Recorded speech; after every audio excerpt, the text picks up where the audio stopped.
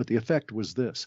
A gunner in a helicopter would have no problem using these goggles, and only everything is showing up as a sort of a faint reddish image.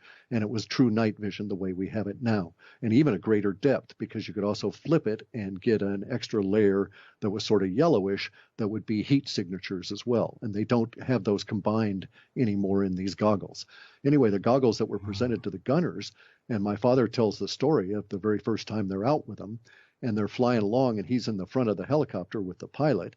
And all of a sudden, in a very peaceful area, not anything going on at all, the gunner in his on the starboard side of his helicopter starts firing wildly at their height, not at anything on the ground, but at an area that he was shooting at, and basically causing other helicopters in their little flotilla to have to react. And my father goes on back to the gunner, basically demanding, "What the hell, dude? What are you shooting at?"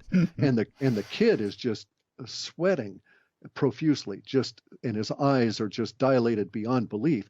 And my dad thought he was dealing with another heroin addict, but this was before it had gotten really bad in Vietnam, and the kid was not exhibiting those kind of symptoms. He was reacting to what he had seen. And he's describing to my father that he was shooting at these basically flying demons that were flying alongside the helicopter. And he knew they were coming to get him because they were gesturing at him and they could see him. And so he reacted, and he started shooting his Bren gun, big 50 caliber slugs at these things, right? And they were flying along right next to the helicopter, so he's firing out directly from the helicopter, and there are other helicopters in the vicinity, so it caused all kinds of problems. And this goes on repeatedly, week after week after week. Every time they try and use these night vision goggles, at some point they encounter monsters, true monsters. Now, officers had been told not to wear these. Okay, the pilots were told not to wear them. But my dad put them on to see what the hell was going on, and to hear him describe it, it was like being in the worst kind of a demonic gothic hell. Jeez. That you'd look out at the tops of trees and you'd see these creatures with big wings and claws and everything come flying off of the tops of the trees. But you take the goggles off and there's not even a disturbance in the fog above the canopy of the trees, right? They're perceiving into an aspect of consciousness. Correct. Another dimension. And it was tied to the red image. And so as soon as they went to green, all of this kind of stuff disappeared. Of course. And we don't have time. Yeah, I know. Me studying Pythagoreanism and vibrations, we could speak a lot about this, but let's not even go there. But one question, are these connected to the modern night vision goggles people used to see UFOs? Correct. Third generation or whatever they're called.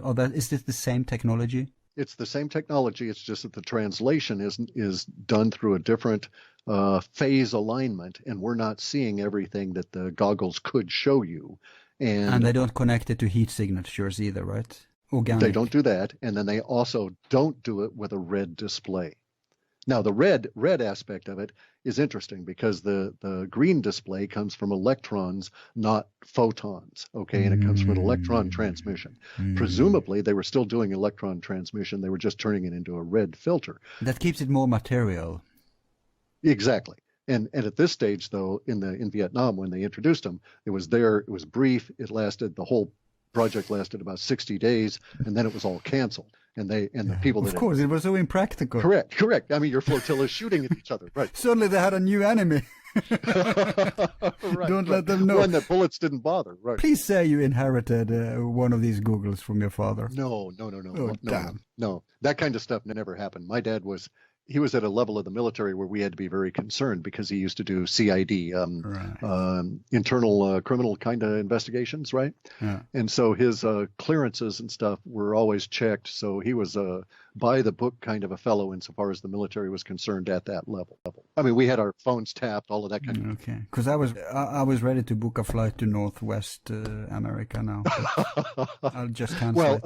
apparently we would not want to do this anyway, because my father said that the single exposure, and in terms of him describing it, made you mad. The single exposure to the goggles that he would put on that one time had an unsettling effect on him for several weeks afterwards. Right. And the people that wore the red goggles, the gunners and these kind of people, were unstable at best for months. Many of them were cycled right out of the war as a result of this experience.